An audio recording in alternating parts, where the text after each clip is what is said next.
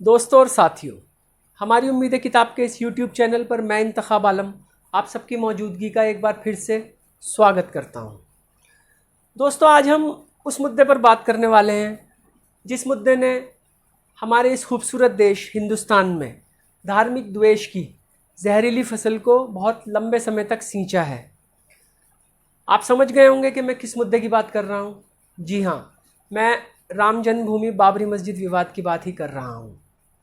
इस मुद्दे पर सुप्रीम कोर्ट का फैसला आ चुका है जिसे भारत का मुस्लिम समाज स्वीकार भी कर चुका है।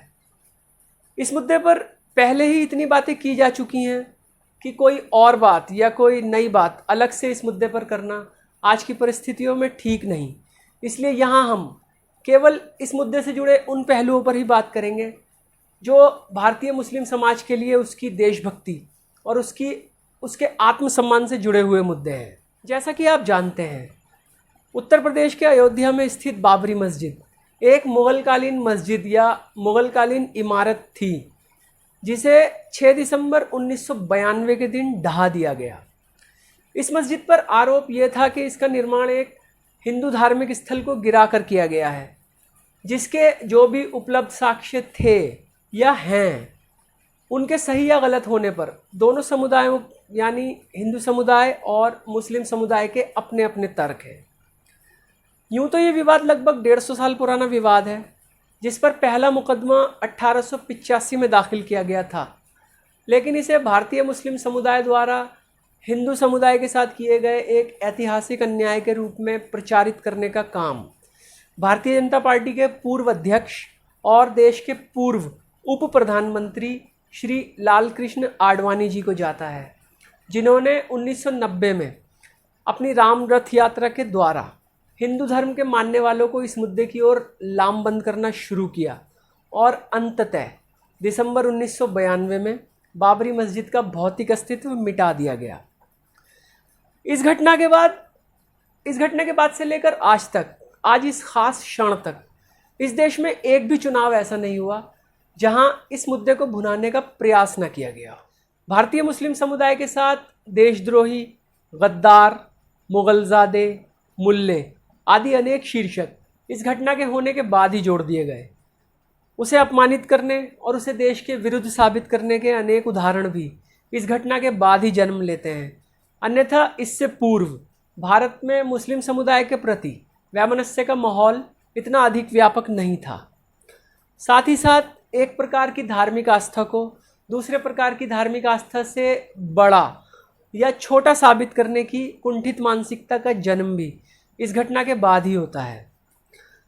इस ऐतिहासिक विवाद से जुड़ा एक सत्य यह भी है कि मुस्लिम समुदाय ने कई बार अयोध्या की उस विवादित भूमि से राम मंदिर निर्माण की खातिर अपना दावा छोड़ देने की पेशकश की, लेकिन हर बार किसी न किसी कारण इस मामले में अदालत के बाहर सुलझ जाने की संभावनाओं को खारिज कर दिया गया, ताकि इस मामले के बने रहने से होने वाला चुनावी फ़ायदा लगातार मिलता रहे। हालांकि राम मंदिर निर्माण का रास्ता भारत की शीर्ष अदालत अब साफ कर चुकी है, लेकिन फिर भी धार्मिक वैमनस्य का जो विचार इस मुद्दे के चलते आम भारतीय जनमानस में भरा जा चुका है। हमारा और आपका ये दायित्व बनता है कि हम उस विचार को एक आम भारतीय के दिमाग से निकाल फेंकने में मदद करें, और इसके लिए हमें जो कुछ भी करना पड़े हमें करना चाहिए। क्योंकि देखिए, भारतीय समाज हमारा अपना ही समाज है। धार्मिक रूप से यहाँ के लोगों की विचारधारा भले ही अलग अलग है, लेकिन इससे इनकार नहीं किया जा सकता कि यहाँ के लोगों की सभ्यता और सामाजिक मूल्य इतनी विविधता के बाद भी लगभग एक जैसे ही हैं। जिस प्रकार हम विभिन्न महाद्वीपों के लोगों को उनकी भौतिक शक्ल सूरत और उनकी सभ्यताई चाल ढाल से पहचान लेते हैं, उनके धर्म से नहीं, उसी प्रकार बाकी दुनिया हम भारतीयों को भी हमारी शक्ल सूरत और हमारी भारतीय सभ्यता से पहचानती है, हमारे धर्म से नहीं। अंत में हम यही कहेंगे कि किसी मुग़ल शासक द्वारा इतिहास में किए गए किसी तथाकथित अन्याय के लिए समकालीन मुस्लिम समुदाय को उत्तरदायी ठहराना या इसके चलते उसकी देशभक्ति और उसके अस्तित्व को संदिग्ध बनाना देश को मध्ययुगीन काल की ओर ले जाने के समान है, जहां इतिहास की हर छोटी बड़ी भूल को सुधारने के लिए वर्षों युद्ध लड़े जाते थे।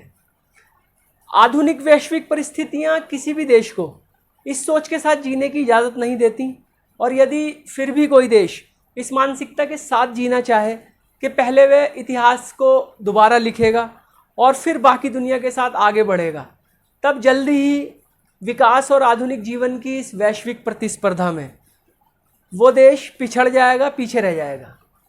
और इसके अनेक उदाहरण हमारे अपने महाद्वीप में मौजूद हैं, हमें कहीं और देखने की ज़रूरत नहीं। अगले वीडियो में हम आपको एक और समस्या से अवगत कराएंगे, जो फ़िलहाल इस सीरीज़ में हमारी अंतिम समस्या होगी, जिस पर हम बात करेंगे, और उसके बाद हम इन समस्याओं के हल की ओर बात करना शुरू करेंगे। इस बीच आपसे अनुरोध है कि एक बार हमारी उम्मीदें किताब ज़रूर पढ़ें। ये किताब आपके जहन में उठने वाले बहुत से अनसुलझे सवालों के बेहतरीन जवाब देती है। साथ ही साथ हमारे इस वीडियो को लाइक करना, हमारे इस चैनल को सब्सक्राइब करना, अपने दोस्तों के साथ शेयर करना ना भूलें, और जाते जाते वो छोटी सी घंटी भी दबाते जाएं, जो हमारे हर आने वाले नए वीडियो की सूचना आपको देती है। हमारी उम्मीदें किताब पाने का तरीका डिस्क्रिप्शन में दिया गया है। आपसे फिर मुलाकात होगी।